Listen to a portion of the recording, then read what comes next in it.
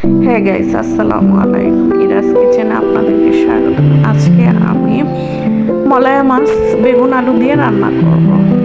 প্রথমে আমি বেগুন, আলু, মলায়া মাছ, পেঁয়াজ কুচি, মরিচ কুচি, লবণ, হলুদ, আদা রসুন বাটা, পরিমাণ মতো তেল, এগুলো দিয়ে মাখিয়ে নেব।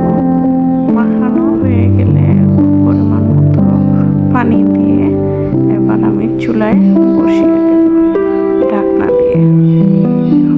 তরকারি হয়ে গেলে আমি ধনিয়া পাতা ছড়িয়ে দেব ঢাকনা দিয়ে। এরপর এই তো আমার মলায়া মাছ রান্না হয়ে গেল।